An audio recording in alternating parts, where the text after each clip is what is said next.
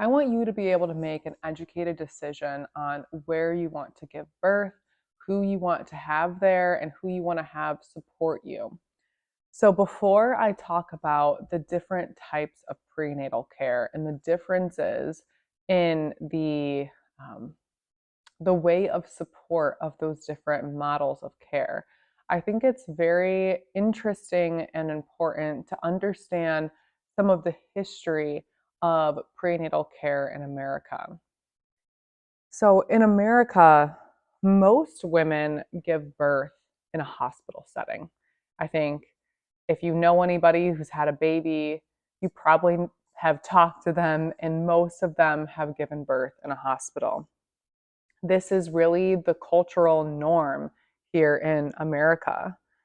You know, in movies, birth scenes always take place in a hospital. But if you follow history back, you'll find that before 1900, most women gave birth at home. So I'm going to take us through a little bit of history here. Between 1915 and 1960, really around 1950 or 1915, hospital births started to become more popular. Even television ads would advertise and promote birthing in a hospital setting as being the more sophisticated way to give birth, and that birthing at home was actually for poor people. Between 1915 and 1960, there were new techniques and procedures and drugs that were used on women during this time. So this is really when different things were starting to be almost experimented with, including different drugs that were being used on women during birth in a hospital setting. When, remember, before, women were just giving birth at home with no medications. One of the new drugs that was used was called the twilight drug. And this actually completely knocked women out. The baby was essentially surgically, not like a cesarean section, but it was surgically had to be pulled out of them because they were completely under. They were in a twilight state.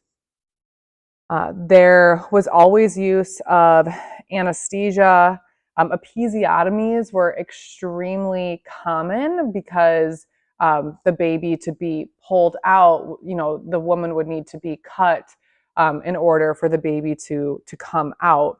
And forceps deliveries were also extremely common. Again, forceps are when you have to use its device to pull the baby out. In 1960, so prior 1915 to 1960, in 1960, a home birth movement really started to pick up. This was in reaction to this twilight sleep era of giving birth. Women started to realize that this seemed a little off. There was a lot of more harm done than good during this time, and women were starting to wake up to it. In 1970, there was this is when the electronic fetal monitor was introduced. So whether it's a direct cause or not, there was a direct correlation between the electronic fetal monitoring and also when the rate of C-sections started to go up. By the end of the 70s, the C-section rate went from 4% to 23%. So just looking at some history of what childbirth was like in the 1900s and how it changed over time and actually became very common to have a C-section once you were in the hospital setting.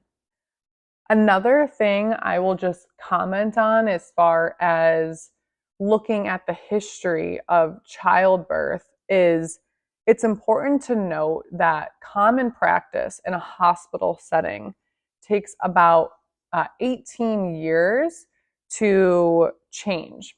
And most OBGYNs or doctors are really still 20, 30, 40 plus years outdated on their practices and on their techniques when it comes to doing things that are evidence-based, which means doing things that are proven to improve outcomes of birth versus having no effect or even potentially harming mom and baby. So again, I'm pointing out all of this before I really get into the different types of prenatal care so you can understand what things were like before hospitals became popular to give birth at. And like everything in America, birth is a money-making business. Birth is a multi-billion-dollar business. And in America, people will spend tens of thousands of dollars on a natural birth. And in other countries, people only pay a few $1,000s to get the natural birth that they want. And we have the most educated providers in America with, the best school, some of the best technology in the world. Yet, if you do look at maternal death rates, the US ranks one of the worst. Actually, it is the worst out of any developed country. So the US, with all of the best doctors and technology, is ranked the absolute worst when it comes to maternal death rates. It's something to consider as you are thinking about where you will feel most comfortable giving birth. Again, this is all about educating you so you can make a decision that is going to lead you to the birth outcomes that you want. Everybody has the right to make their own decisions, but I think making decisions without having the education and the truth behind what is going on potentially in hospitals or vice versa is very, very important to make sure that we are getting what we desire and are not being left with a bunch of burdens. Remember, we do not want to have a birth or we're feeling anxious or we're left with a traumatic experience or we're left with a bunch of baggage that we now have to process and work through. So think about these things as you make your decision on where you want to give birth.